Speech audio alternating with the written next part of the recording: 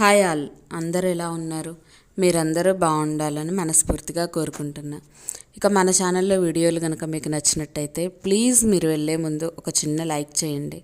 అలాగనే సబ్స్క్రైబ్ చేసుకొని ఫాలో అవ్వడానికి ట్రై చేయండి. అలా సబ్స్క్రైబ్ చేసుకోవడం వల్ల నేను చేసే ప్రతి వీడియో మీ ముందుకు వస్తుంది. అప్పుడు మీరు వెంటనే ఆన్ చేసి చూడగలరు. సో ఈరోజు ఏమాత్రం ఆలస్యం చేయకుండా వీడియోలోకి అయితే వెళ్ళిపోదాం. హీరో దర్శన్ 2-3 రోజుల నుంచి బాగా హాట్ టాపిక్గా మారింది. చాలా వైరల్ అవుతున్న ఈ ఇష్యూ గురించి కొన్ని విషయాలైతే మీతో మాట్లాడదామని ఈ వీడియో చేయడం జరుగుతుంది. ఇక హీరో దర్శన్, ఇతన్ని హీరో అనడానికి ఏమాత్రం ఆ పదం సరిపోదేమో అని నాకు అనిపిస్తూ ఉంది. హీరో మీనింగ్ ఏంటి అంటే 10 మందికి సహాయం చేసేవాడు, 10 మంది ఆపదల్లో ఉంటే కాపాడేవాడు, 10 మంది కన్నీరు తుడిచే వాళ్ళని జనరల్గా మనం హీరోలు అని అంటుంటాం. సో రియల్ లైఫ్ హీరోలని చూసి చాలా కాలమే అయింది. ఎంతసేపటికి సినిమాలో హీరోలను చూసి మాత్రమే మనం ఎంజాయ్ అయితే చేస్తూ ఉంటాం. ఇక ఇతను ఒక సినిమాలో హీరో అని చెప్పడానికి కూడా నాకైతే నోరు రావడం లేదు. హీరో అంటే అభిమానులకు పండగ, అభిమానులు ఉంటేనే హీరోలకు కూడా పండగ. సో అలాంటి పరిస్థితుల్లో అతను ఒక అభిమానిని, తనని ఎంతో ఇష్టపడే ఒక వ్యక్తిని అతని చేతులారా అతనే చంపడం అనేది చాలా దురదృష్టకరమైన సంఘటన. ఇక ఈ దర్శన్ విషయానికి వస్తే, ఇతని ముందు నేను హీరో అని తగిలించడానికి నా మనసు ఒప్పడం లేదండి. అందుకని నేను హీరో అనడం మానేసి కేవలం అతని పేరు మాత్రమే చెప్పడం అయితే జరుగుతుంది. ఇక ఈ దర్శన్ చిన్ననాటి నుంచి చాలా కష్టపడ్డాడు. అతను సినిమా కెరీర్కి సంబంధించి చాలా ఉడిదుడుగుళ్ళు, చాలా ఇబ్బందులు, ఒక ఫేమ్ అయ్యేదాకా కూడా ఒక 2-3 సినిమాలు మంచి హిట్ లిస్ట్లోకి చేరేదాకా కూడా చాలా సఫరింగ్ అయితే పడ్డాడు. ప్రొడ్యూసర్స్ని వెతుక్కునే విషయంలో కానీ, డైరెక్టర్ ఫీల్డ్లో కానీ, సో అన్ని పరిస్థితుల్లో కూడా ఒక అడుగు ముందుకు వేస్తే 10 అడుగులు వెనక్కి లాగే పరిస్థితి. సో అన్ని పరిస్థితులతో పాటు ఇష్టమైన అమ్మాయిని పెళ్లి చేసుకోవడానికి కూడా చాలా కష్టపడాల్సి వచ్చింది. ప్రేమించిన అమ్మాయి, తనని నమ్ముకున్న అమ్మాయిని పెళ్లి చేసుకోవాలంటే కూడా ఆ అమ్మాయి తల్లిదండ్రులు ఒప్పుకోకపోవడం, అతని కెరీర్లో నిలదొక్కుంటేనే తన పిల్లనిస్తానని ఆ తల్లిదండ్రులు చెప్పడం. సో ఎటుగూడి తన ప్రేమించిన అమ్మాయిని సొంతం చేసుకోవడానికి ఎన్నో సంవత్సరాలు అహర్నిశలు కష్టపడి ఎదురు తన్నులు తగిలినా సరే అవన్నీ ఓర్చుకొని తన కెరీర్లో సక్సెస్ అవ్వడానికి చాలా సమయం అయితే పడుతుంది. మరి ఇంత సమయం పట్టిన వ్యక్తి ఎప్పుడూ కూడా తన ఒడిదుడుగుల్ని, అలానే పడ్డ ఇబ్బందుల్ని ఎప్పుడూ కూడా మర్చిపోవద్దు. కానీ ఇతను చేసిన ఒకే ఒక పొరపాటు ఏంటంటే, అతను పడ్డ కష్టం కానీ, అతను ఫేస్ చేసిన ఇబ్బందులు కానీ ఇవేవి తనకి గుణపాఠాలు నేర్పకపోగా, ఇక అతనికి వచ్చిన 1-2 సక్సెస్లు కూడా చాలా గర్వం, చాలా పొగరు, అలాగనే చాలా ఎడిక్షన్లకైతే దారితీశాయి. అవి ఎంతలా అంటే, ఏ అమ్మాయి కోసమైతే కెరీర్ని నిలబెట్టుకోవాలి, ఏ అమ్మాయి కోసమైతే లైఫ్ని ముందుకు తీసుకెళ్ళాలి అనుకొని అంతలా కష్టపడి, అంతలా వెతుకుతూ, అంతమంది ప్రొడ్యూసర్స్ని వాళ్ళని వీళ్ళని సేకరించుకొని మనీ తీసుకొని అలానే చిన్న హీరో పాత్ర నుంచి ఒక మంచి హీరో స్థాయికి చేరుకునే సమయంలో ఆ విధవలవాట్లు చేసుకొని, ఇక ఎప్పుడైతే తను ప్రేమించిన అమ్మాయిని పెళ్లి చేసుకొని ఒక పిల్లల్ని కూడా కని, ఇక ఆ తర్వాత అదే అమ్మాయిని తాగొద్దు, తిరగొద్దు అన్నందుకు చిత్రహింసలు పెట్టి, ఆఖరికి తన చేతిలో ఉన్న గన్ను తీసి తనకి గురి పెట్టి, ఆ గురి మిస్ఫైర్ అయింది కాబట్టి సరిపోయింది. అదే గనుక ఆమెకి తగిలింటే, ఆమె చనిపోతే ఇక ఆమె పిల్లల పరిస్థితి ఏంటి? ఇక మొన్నటిదాకా ఆ పవిత్ర జయరాం ఇష్యూ మర్చిపోకముందే ఇంకొక పవిత్ర తెరలోకి వచ్చింది. ఇంక ఇతని జీవితంలోకి అయితే నికృష్టబ్దానిలాగా వచ్చి సెటిల్ అయిపోయింది. అది ఎంతలా నికృష్టం, దరిద్రాన్ని తీసుకొచ్చి పెట్టింది అంటే, ఇక ఇతనుకున్న ఫేమ్తో పాటు డీఫేమ్తో పాటు ఇంకెక్కువ దిక్కుమాలని అన్నీ కూడా నెత్తి మీద అంటగట్టి జీవితాంతం కుక్క తిరుగుడు తిరిగినా కానీ తట్టుకోలేనంత ఇబ్బందుల్ని తీసుకొచ్చి నెత్తి మీద పెట్టేసింది. ఇక ఆడదానికి వ్యసనం అయిన ఒక మగాడు ఎంతలా దిగజారిపోతాడో, ఎంతలా తన లైఫ్ని అలానే తన కెరీర్ని అదాపాతాళానికి తొక్కేస్తాడో ఇతన్ని చూసిన తర్వాత బాగా నేర్చుకోవచ్చు. ఎందుకంటే అసలు జరిగిన విషయం అనేది మీకు చెప్తాను. ఒకవేళ తెలిసి ఉండకపోతే మీకు ఈ విషయం తెలవాలి కాబట్టి నేను చెప్పాలి. అసలు ఈ టాపిక్ అనేది ఫస్టే చెప్పాల్సింది, బట్ అతను చేసిన తప్పు అని గుర్తుకు రాగానే నాకు కొన్ని ముక్కలు చెప్పాలనిపించి నేను ఇవన్నీ చెప్పడం జరిగిందనమాట. సో ఇప్పుడు అసలు పాయింట్కి అయితే వద్దాం. అతను చేసిన పని ఏంటంటే, అతను చక్కగా సినిమాల్లో నటిస్తూ ఒక మంచి పేరు వచ్చిన తర్వాత, ఇప్పుడు నేను చెప్పాను కదా ఒక పవిత్ర అని, అలాంటి మహాతల్లిని ఒకదాన్ని తగులుకొని ఇంకా అతని కెరీర్ని, లైఫ్ లైఫ్ని నాశనం చేసుకోవడానికి రెడీ అయిపోయాడనమాట. ఇక మహాతల్లి సైడ్ క్యారెక్టర్ల కోసమని తన దగ్గరకు వచ్చినప్పుడు ఇక అలాంటి వాళ్ళకి ఫస్ట్ నుంచి అయినా సరే అమ్మాయిలకి అట్రాక్ట్ అయ్యే ఇతను ఆమెకి అట్రాక్ట్ అవ్వడంలో ఎటువంటి ఆశ్చర్యం అయితే లేదు. ఇక తనకు అట్రాక్ట్ అయిపోయి ఎంతలా అంటే ఆమె ఏ క్యారెక్టర్ల కోసం అయితే వచ్చిందో ఇతను మాయలోనే పడిపోయి ఇతనే కావాలి అని ఆ క్యారెక్టర్లను కూడా వదిలేసుకొని అతనితో పాటు ఒక గెస్ట్ హౌస్లో ఉండిపోయేంతగా ఆమె దిగజారిపోయిందనమాట. ఇక ఆమెని సెకండ్ మ్యారేజ్ అయితే చేసుకున్నాడు, వాళ్ళిద్దరూ నిజంగానే ఫ్యామిలీ పర్సన్స్ అని చెప్పి బయట అందరికీ చెప్పుకుంటూ అయితే తిరుగుతున్నారు. ఇక అది ఎంతవరకు నిజమనేది మనకైతే తెలియదు. బట్ ఇంతకీ ఇక్కడ ఏంటంటే వాళ్ళిద్దరు లైఫ్ అలా సాగుతూ ఉంటే భార్యకి తెలిసి భార్య కూడా గొడవ పెడుతుంటే ఇటు భార్యని కొడుతూ తిడుతూ ఆమెని హింస పెడుతూ అటు పక్క ఆ పవిత్రతోటి అపవిత్రంగా అయితే బతుకుతున్నారనమాట. ఇక ఈలోపు ఆ పవిత్ర చేసే పనికిమాలిన పనులకి ఇతని ఫ్యాన్స్ అయితే ఎవరైతే ఉంటారో వాళ్ళల్లో కూడా నిస్వార్థంగా అభిమానించే ఫ్యాన్స్ చాలా తక్కువ మందే ఉంటారు. వాళ్ళు ఏం కోరుకుంటారంటే అతని రియల్ లైఫ్, అతని రియల్ వైఫ్, అలానే రియల్ పిల్లలు కానీ సో వీళ్ళందరూ కూడా హ్యాపీగా ఉండాలి. అతని లైఫ్ని డిస్టర్బ్ చేసే వాళ్ళని వీళ్ళు ఆటోమేటిక్గా తెలియకుండానే వీళ్ళకి ఎనిమిస్ని చేసేసుకుంటారు. అంటే ఇప్పుడు మనం ఒకళ్ళని అభిమానించామనుకోండి, ఆ అభిమానం ఎంతవరకు ఉండాలి, అతన్ని అభిమానించే వరకే ఉండాలి. కానీ కొంతమందికి ఎలా ఉంటుందంటే తనని అభిమానించే వాళ్ళని అవతలలో తిడుతున్నారు అంటే నా అభిమాన హీరోకి వాళ్ళు విలన్లు కారు కానీ వీళ్ళకి మాత్రం వాళ్ళు విలన్లు అయిపోతారు. ఇంకా ఎలా అంటే ఎంతలా అంటే ఇక కొట్టుకొని తన్ని చచ్చిపోయేంతగా వాళ్ళు అభిమానం అనేది పెంచేసుకుంటారనమాట.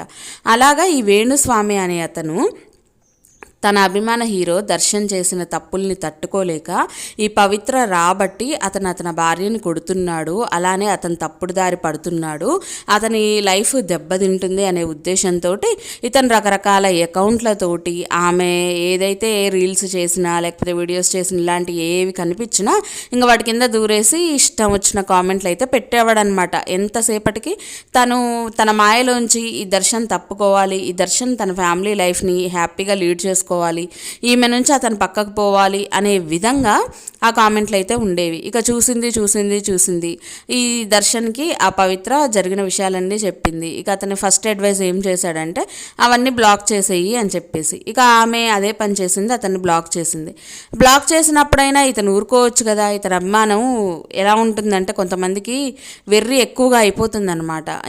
ఎంతైనా వాళ్ళకి ఇక అది ఆయుష్ ముందుకు వస్తుంటే అది వెనక్కి పోనీయదేమో కానీ నాకు తెలిసి మనకి చనిపోయే రాతుంటే ఆ సమయానికి ఎన్ని చేసినా ఇంకా తప్పదన్నట్టు ఇక మొత్తానికి ఇతను అకౌంట్ ఎప్పుడైతే బ్లాక్ చేసేసిందో అప్పుడు అన్నీ ఇంకా రకరకాల కొత్త అకౌంట్లు క్రియేట్ చేసుకొని మరీ పోయి ఇక అక్కడికి వెళ్ళి ఆమెని డిస్టర్బ్ చేస్తూ ఉండేవాడు, రకరకాల మెసేజ్లు పెడుతూ ఉండేవాడు. ఇక వాటన్నిటికీ విసిగిపోయిన ఆమె ఇంకా దర్శన్ దగ్గరికి వచ్చి బోరుని విలిపించేసింది. మరి అసలు భార్య కన్నీళ్ళు పెట్టుకుంటున్నా తట్టుకోలేరేమో కానీ ఇలాంటి వాళ్ళు కన్నీళ్ళు పెట్టుకుంటే మరి వాళ్ళకి అసలు హీరోయిజం అనేది వాళ్ళకి బయట పడిపోతుంది కదా ఆటోమేటిక్గా. మరి ఎందుకంటే వాళ్ళు హీరోలు కదా, సో హీరోయిజం చూపించేయాలి కదా. ఇంకేంటంటే తనని నమ్ముకొని వచ్చిన ఒక ఆడమనిషి ఏడుస్తుంటే తట్టుకోలేక ఇక వెంటనే వెళ్ళిపోయి తన ఫ్యాన్ అసోసియేషన్ వాళ్ళకి చెప్పేసి అతన్ని తీసుకొని రండి అయ్యా, తీసుకొని వచ్చి నిలబెట్టండి అని ఒక ఆజ్ఞ జారీ చేశాడనమాట. మరి హీరో కదా, తప్పదు కదా ఆ మాత్రం ఆజ్ఞలు జారీ చేయింది. సో అలా చేసేసరికి వాళ్ళందరూ కష్టపడిపోయి అతన్ని తీసుకొచ్చి పెట్టారు. ఇక తీసుకొని వచ్చి పెట్టిన తర్వాత వీళ్ళిద్దరి మధ్య ఏం జరిగిందనేది వాళ్ళిద్దరికీ తెలుసు, మనకైతే తెలియదు. మొత్తానికి అక్కడ అతనైతే చనిపోవడం జరిగింది. ఆ చనిపోవడం హీరో చేతుల్లోనా లేకపోతే పక్కనే ఉన్న వాళ్ళ ఫ్యాన్ అసోసియేషన్ వాళ్ళ లేకపోతే మనకేం తెలియదు. జనరల్గా విషయం ఎలా బయటకు వచ్చిందంటే వాళ్ళు పైనుంచి ఒక కాలువలోకి విసిరేద్దాము, ఆ కాలువ నుంచి నదిలోకి ఆ డెడ్ బాడీ కొట్టుకొని పోతుందని వాళ్ళు కొండపైకి ఎక్కి అక్కడి నుంచి తోసేశారనమాట. సో ఇంతటితోటి అతను ఏదైతే అనుకున్నాడో పాపం తన పవిత్ర డిస్టర్బ్ అయిపోయింది కదా, ఇంకా అతన్ని తీసేసాం కదా, ఇంకా ఆమెకు ఎటువంటి డిస్టర్బెన్స్ ఉండదులే అని అందరూ హ్యాపీగా వెళ్ళిపోయారు. బట్ ఇక్కడ జరిగిన ఇష్యూ ఏంటంటే పోలీసులు ఆ డెడ్ బాడీ అయితే దొరికింది. వాళ్ళు ఎక్స్పెక్ట్ చేసింది ఏంటంటే అందులో వేస్తే నదిలో పడి కొట్టుకుపోతుందేమో అనుకున్నారు, కానీ అక్కడే ఒక రాయికి చిక్కుకొని ఆ డెడ్ బాడీ అలా ఆగిపోయిందనమాట. అలా ఆగిపోయేసరికి అక్కడున్న డాగ్స్ ఏవైతే ఉన్నాయో ఆ డెడ్ బాడీని లాక్కొని వస్తుంటే చుట్టుపక్కల చూసిన వాళ్ళందరూ అక్కడ డెడ్ బాడీ దొరికిందని పోలీసులకి ఇన్ఫర్మేషన్ పాస్ చేశారు. అలా పాస్ చేసేసరికి పోలీసులు అందరూ కూడా అక్కడికి వెళ్ళి ఆ డెడ్ బాడీ ఎవరిది ఏంటి అని తీరా ఆరా తీయడం మొదలుపెట్టిన తర్వాత అప్పుడు వీళ్ళని తోసేసిన వాళ్ళని సీసీ కెమెరాల్లో పట్టుకోవడం, వాళ్ళని తీసుకొచ్చి జైల్లో వేయడం, వాళ్ళని ఇంట్రాగేషన్ చేస్తున్నప్పుడు ఈ అసలు విషయాలు ఎవరైతే తెప్పించారో, ఎవరైతే చంపించారో ఇవన్నీ కూడా వాళ్ళు చెప్పడం అయితే జరిగింది.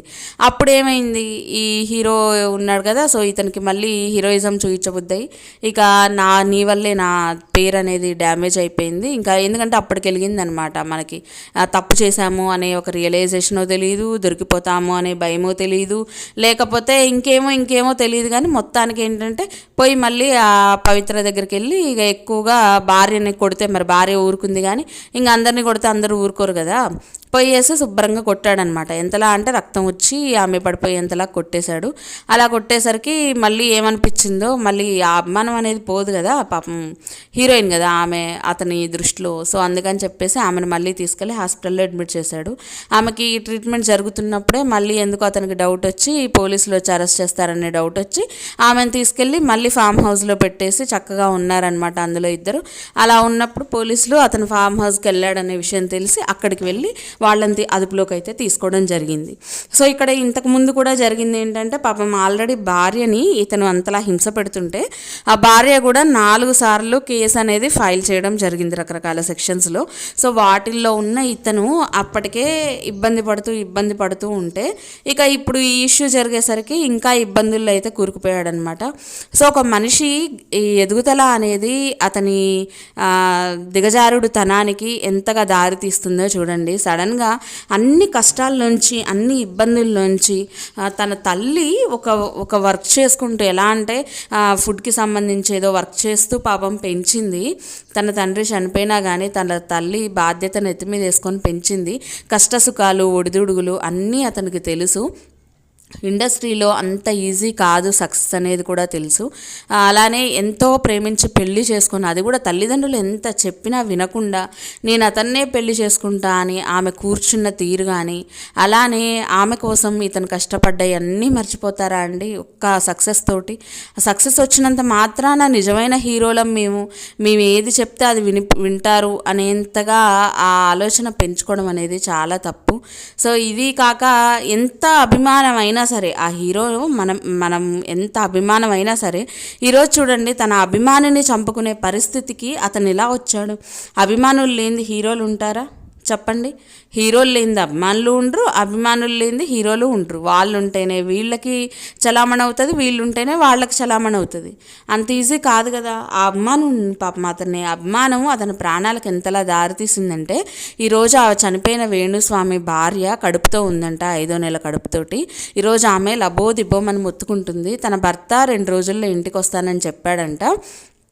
ఇంకా తన భర్త ఇంకా రాలేదేంటి అని ఆమె ఆలోచించుకుంటూ కూర్చుంటుంది. ఈలోపే టీవీలో, న్యూస్ ఛానళ్ళలో అన్నిట్లలో అతని ఫోటో చూపించి మరి అతను చనిపోయాడని చెప్పేసరికి ఈరోజు ఆమె పరిస్థితి ఏంటండి? మీ అభిమానం వల్ల, ఈరోజు మీరు పెట్టే మెసేజ్ల వల్ల, మీరు పెట్టే కామెంట్ల వల్ల వాళ్ళ లైఫ్ ఏమన్నా మారిందా? అదే విధంగా ఉంది కదా. మీరు చెప్పినంత మాత్రాన మారుతారా అండి? ఎవ్వరు మారరు. ఒకళ్ళు చెప్పినంత మాత్రాన ఒకళ్ళు మారుతారా అంటే అది జరగని పని. అది వాళ్ళకి లోపల నుంచి రావాలి. అది అనేది మార్పు అనేది లోపల నుంచి వాళ్ళకి రావాలి. అంతేకాని మనం తిట్టినంత మాత్రానో, కొట్టినంత మాత్రానో, మెసేజ్లు పెట్టినంత మాత్రానో వాళ్ళు మారుతారని ఎలా అనుకుంటారు? వాళ్ళు విసిగేసి వెళ్ళిపోతారని ఎలా అనుకుంటారు? అవసరమైతే వాళ్ళు బయటికి రావడం మానేస్తారు.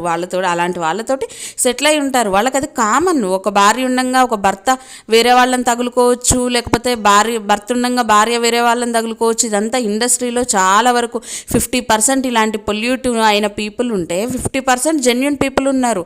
నేను వాళ్ళని సపరేట్గా చూసి వీళ్ళని సపరేట్గా చూడాలి, వీళ్ళు వేస్ట్ అనుకోండి.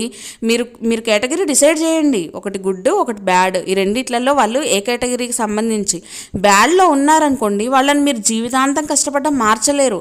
అలాంటి వాళ్ళకి మెసేజ్లు పెట్టి కూడా వేస్ట్. మెసేజ్లు మీరు ఎన్ని పెట్టినా కానీ బుడిదలో పోసిన పన్నీరే తప్పించి ఏం ఉపయోగం ఉంటుంది? ఇప్పుడు ఏమన్నా ఉపయోగం ఉందా? సరే మెసేజ్లు పెట్టారు, అతను ఆ పవిత్రను వదిలేసి కట్టుకున్న భార్య దగ్గరికి వెళ్ళి వాళ్ళ ఫ్యామిలీతో హ్యాపీగా ఉంటాడనే ఫీలింగ్తో పాపం ఈ వేణుస్వామి మెసేజ్లు పెట్టాడు. ఇక్కడ జరిగింది ఏంటి చెప్పండి? ఇక్కడ ఏం జరిగింది? ఇతను చనిపోవడమే కాక ఇతని భార్య కడుపుతో ఉంది. రేపు ఆ బిడ్డకి దారి ఎవరు చూపించేది? ఎందుకండి మనకు అనవసరమైన తలనొప్పుల్లో మనం దూరొద్దు. ఫస్ట్ ఒకళ్ళని మార్చేంత గొప్ప వాళ్ళమైతే మనం ఎప్పటికీ కావండి, ఎవరిని మార్చలేము. కాకపోతే మన లిమిట్స్లో మనం ఉంటూ మన ఫ్యామిలీ, మనకంటూ ఒక ఫ్యామిలీ ఉంది, ఆ ఫ్యామిలీని లీడ్ చేసుకుంటే చాలు, మన లైఫ్లో సక్సెస్ అయినట్టే. పక్కోడి ఫ్యామిలీని మనం లీడ్ చేసి వాళ్ళని ఏదో చేయాలని అనుకుంటే తప్పు. మంచి చెప్పండి, అది ఎంతవరకు మంచి చెప్తారు మీరు? ఒక స్థాయి వరకు, ఒక లిమిట్ వరకు చెప్పండి. 20% వరకు, 25% వరకు మాత్రమే మీరు మంచి చేయడానికి ప్రయత్నించండి. ఒక హద్దు దాటొద్దు. ఆ హద్దు దాటితే ఏమవుతుందంటే అవతల వాళ్ళకి మీ మంచి కనిపించకపోగా మీ మీద విపరీతమైన ద్వేషము, పగ, కోపం, ఇంకా ఎంత కసి ఉంటుందంటే అంతలా పెంచుకుంటారు. ఇంకా వాళ్ళు అలా పెంచేసుకొని రేపు మీ ప్రాణాల దాకా, ఇప్పుడు సపోజ్ ఈ వేణుస్వామి మీద పగ అంతలా పెరిగింది వాళ్ళకి ఇతను పెట్టే చిన్న మెసేజ్ల వల్ల. ఇతను పెట్టిన మెసేజ్లు దేనికి? అతని లైఫ్ బాగుండడానికే కదా, దర్శన్ లైఫ్ బాగుండి ఫ్యామిలీతో నిజంగా హ్యాపీగా బతుకుతాడనే కదా. కానీ చివరికి ఏమైంది? అతని ఫ్యామిలీ సఫర్ అయింది, మంచి అయితే జరగలేదు. తీరా ఈ పవిత్రని కొట్టి వీళ్ళిద్దరూ అనవసరంగా ఒక కేసులు ఇరుక్కున్నారు. పైగా ఇతను ప్రాణాలతో లేకుండా చనిపోయాడు. ఇతన్ని నమ్ముకున్న భార్య, కడుపులో పెరుగుతున్న బిడ్డ, ఇతని మీద ఆధారపడి ఉన్న కుటుంబం ఇతన్ని కోల్పోవడమే కాక వాళ్ళు ఎంత నష్టపోయారు చెప్పండి. దీనివల్ల ఎవరికన్నా మంచి జరిగిందా? అదేదో బతికి ఉన్నప్పుడే ఆలోచించండి. మీ అభిమానం కట్టలు తెంచుకునేంత ఉండకూడదు. నేను చెప్పేది అది. మీరు అనుకోవచ్చు ఈవిడ ఇంతలా ఎందుకు చెప్తుంది, మరి ఈవిడ కూడా చెప్పకూడదు కదా అని. నేను చెప్పేది నా లిమిట్స్ నేను దాటకుండా చెప్తున్నాను. 20%, 25% వరకు మంచి చేయడానికి ప్రయత్నించండి, తప్పులేదు. కానీ అంతకు మించి దాటొద్దు అని నేను చెప్తున్నాను. అభిమానం అంటే ఒక స్థాయి వరకే పెంచుకోండి. ఈరోజు ఆమె ఎంతలా ఏడుస్తుంది చూస్తే నిజంగా మనకు తెలియని వాళ్ళు కూడా ఏడ్చేంత పరిస్థితుల్లో ఉంది. ఆమె కడుపుతో ఉండి ఎలా ఏడుస్తుంది అనుకున్నారు? నా భర్త నాకు దక్కలేదు, అసలు నా భర్తకి ఇవన్నీ ఎందుకు, అసలు 2 రోజుల్లో నా దగ్గరికి వస్తా అన్నాడు, తన డెత్ న్యూస్ నేను టీవీలో చూడాల్సి వచ్చిందని. అతను చేసిన ఇంకొక పెద్ద మిస్టేక్ ఏంటో చెప్పనా నేను? ఎంత అభిమాన హీరో అయినా నువ్వు పోయి అతన్ని కలవలేదు. అతను కలుస్తాడు అని చెప్పి మధ్యలో వేరే వాళ్ళు వచ్చి నిన్ను పలానా దగ్గరికి తీసుకొని రమ్మన్నారు, అతను నిన్ను కలుస్తాడా అంటే ఎంతసేపటికి నా అభిమాన హీరోని నేను కలుస్తున్నానని ఎగబడిపోయి వెళ్ళిపోయాడు చూసారా? అది అతను చేసిన చాలా పెద్ద తప్పు. ఇతను ఎవరో వాళ్ళకి తెలియనప్పుడు వాళ్ళు సడన్గా ఇతని దగ్గరకు వచ్చి తీసుకెళ్తా అన్నప్పుడు ఇతనికి అనుమానం రావాలి. ఎందుకంటే ఇతను మెసేజ్లు చేశాడు, రకరకాల అకౌంట్స్ క్రియేట్ చేసుకొని ఇతను మెసేజ్లు చేశాడు. సో అలాంటప్పుడు నా మెసేజ్ గురించి వాళ్ళకి తెలిసి ఉంటుంది. సో ఏమైనా చేయడానికి పిలిపిస్తున్నారేమో అని అనుమానం రావాలే కానీ ఇంకేదో పిలిచేసారు. ఎలా పిలుస్తారండి? వీళ్ళెక్కడో ఈ చివరి నుంటే అతను ఎక్కడో ఆ చివరి నుంటే సడన్గా ఫ్యాన్ అసోసియేషన్ వాళ్ళు వీళ్ళు ఇలాగొచ్చేసి పిలుస్తున్నారు అంటే అంత గుడ్డిగా ఎలా నమ్ముతాడు? అసలు ఎలా నమ్మాడు? నాకు అదే విచిత్రంగా అనిపిస్తుంది. నమ్మి మిగతా వాళ్ళని ఎవరిని తీసుకెళ్లకుండా అతను ఒక్కడు మాత్రం ఎలా వెళ్ళాడు? అతను ఎలా వెళ్ళిన తర్వాత పాపం అతన్ని రకరకాలుగా గాయాలు పరిచి అసలు అంతలా చంపేయాల్సిన అవసరం కూడా ఏంటి? సరే వాళ్ళ కోపమే వచ్చింది. పవిత్రకి ఇతను మెసేజ్లు రాంగ్గానే పెట్టాడు. సరే ఆమెకు కోపం వచ్చింది, బాధేసింది. ఆ బాధతో దర్శన్కి చెప్పింది అనుకోండి. అతను చేయాల్సిన ఫస్ట్ స్టెప్ ఏంటి?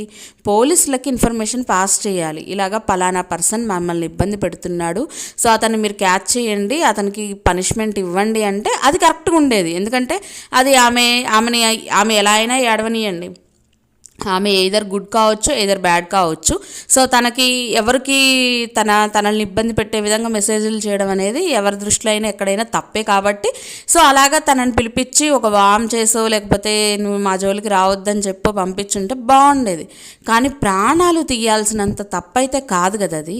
అసలు సోషల్ మీడియా అంటేనే మనం పాజిటివ్ని రిసీవ్ చేసుకోవాలి, నెగిటివ్ని రిసీవ్ చేసుకోవాలి, తప్పదు. అది ఎంత పెద్ద సెలబ్రిటీలు అయినా, ఎంత పెద్ద వాళ్ళైనా, పొలిటికల్ లీడర్స్ అయినా ఎవరికైనా తప్పదండి అది. ఇక వాళ్ళ ఫ్యామిలీని అంతా బయటికి తీసుకొచ్చి ఇష్టం వచ్చినట్టు ట్రోలింగ్ చేసే వాళ్ళు ఉన్నారు. అయినా సరే ఎందుకు వాళ్ళని ఎవరిని ఏమీ చేయలేకనా వాళ్ళందరూ సైలెంట్గా ఉండేది? ఎందుకంటే వాళ్ళు గుడ్ని ఎలా రిసీవ్ చేసుకుంటున్నారో బ్యాడ్ని కూడా అలానే రిసీవ్ చేసుకుంటున్నారు. చూసే జనాలకి తెలుసు వాళ్ళు చూసేది గుడ్డా బ్యాడా, లేకపోతే చెప్పినంత మాత్రాన అంత గుడ్డిగా ఎవరు నమ్మరు. అర్థమైందా? ఎంతమంది ట్రోలింగ్ చేసినా ఎవరి అభిమానులు వాళ్ళకే ఉంటారు, ఎంతమంది తిట్టినా ఎవరి అభిమానం వాళ్ళకే ఉంటుంది. ఒక మనసులో ఒక ఒక ఒక ఐడియా అంటే వాళ్ళ మీద ఒక ఐడియా ఉందనుకోండి, ఆ ఐడియాని జీవితాంతం ఎవరు ఎన్నన్నా మారదు. సో కాబట్టి ఖచ్చితంగా మనం పాజిటివ్ని రిసీవ్ చేసుకోవాలి, నెగిటివ్ని రిసీవ్ చేసుకోవాలి. నెగిటివ్ని రిసీవ్ చేసుకునే శక్తి లేకపోతే బయటికి రాకుండా నోరు మూసుకొని ఇంట్లో కూర్చోవాలి. అర్థమైందా? నిజానికి చేయాల్సింది ఇది. మనం నెగిటివ్ని రిసీవ్ చేసుకోలేకపోతే నోరు మూసుకొని ఇంట్లో కూర్చోవాలి. నువ్వు బయటకు వచ్చావు, క్యారెక్టర్స్ చేస్తా అన్నావు, పక్కోడు ఫ్యామిలీలోకి వచ్చేసావు. మరి ఫ్యామిలీలోకి వచ్చి వాళ్ళ ఫ్యామిలీని దెబ్బతీస్తున్నప్పుడు, అతను ఒక స్టార్ అయినప్పుడు అతనికి ఉన్న ఫ్యాన్స్ కంపల్సరీ నీ మీదకి వేలెత్తి చూపిస్తారు. ఎందుకంటే తన ఫేవరెట్ హీరో లైఫ్ స్పాయిల్ అవుతుందంటే అభిమానులు చూస్తూ ఊరుకోరు కదా, నీకెళ్ళి చూపిస్తారు. అలాంటప్పుడు నువ్వు దాన్ని రిసీవ్ చేసుకోవాలి. రిసీవ్ చేసుకోలేకపోతే నువ్వు అసలు అతని లైఫ్లోకి రావద్దు. మరి ఇలాంటివన్నీ ఉంటాయని తెలిసి వచ్చి చూసి ఏడ్చి పాపం ఈరోజు ఒకతని ప్రాణాలు బలి తీసుకోవాల్సినంత అవసరం ఏంటి?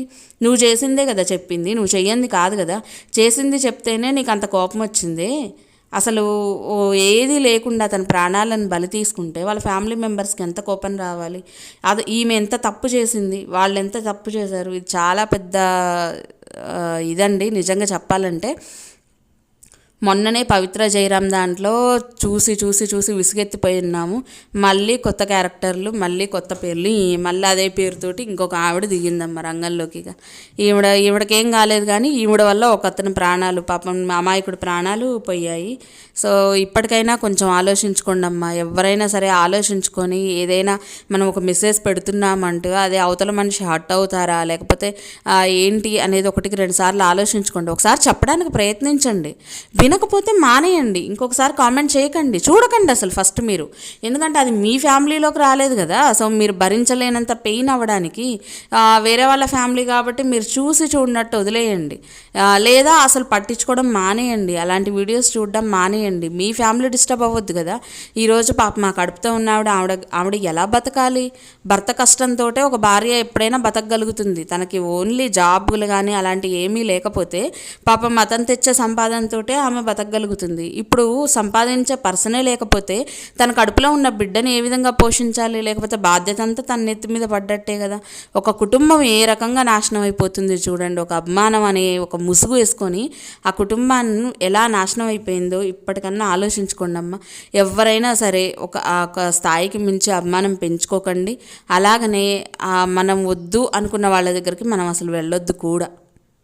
ఇంకా ఇదేనండి, నేను ఇంతకంటే ఎక్కువ చెప్పాలనుకోలేదు. నాకు చాలా బాధ అనిపించింది. ఒక అభిమానిని, ఆ అభిమాన హీరోనే చంపడం అంటే చాలా బాధ అనిపించింది నాకు. అందుకే దాని గురించి కొంచెం డీటెయిల్గా చెప్పాలి అనుకున్నాను. సో ఇది మంచికి తీసుకుంటే మంచికి తీసుకోండి, చెడు అనుకుంటే స్కిప్ చేసేయండి. ఇక ఈరోజు వీడియో అయితే ఇదేనండి. మీ అందరికీ నచ్చిందనే అనుకుంటా. ఆల్మోస్ట్ ఆల్ ఈ వీడియో నచ్చుతుంది, ఎందుకంటే నేను చెప్పింది ఏది తప్పు కాదు, అన్ని నిజాలే చెప్పాను కాబట్టి మోస్ట్లీ నచ్చుతుంది. నచ్చకపోతే స్కిప్ చేసేయండి, నో ప్రాబ్లం. సో నచ్చితే మాత్రం ప్లీజ్ అండి ఒక చిన్న లైక్ చేయండి. ఇలాంటివి చేయడం వల్ల మన వీడియో అనేది ముందుకు పోతుంది. సో ఇంకొంతమంది చూడగలుగుతారు, చూసి కొంచెమన్నా మారుతారేమో అనే ఆలోచన నాది. అలాగనే సబ్స్క్రైబ్ చేసుకోండి, పక్కనే ఉన్న బెల్ కూడా కొట్టేయండి. అప్పుడే నేను చేసే వీడియో నోటిఫికేషన్స్ మీ దాకా వస్తాయి. Thank you so much for watching. మళ్ళీ వీడియోతో మీ ముందుకు వచ్చేస్తాను. బాయ్.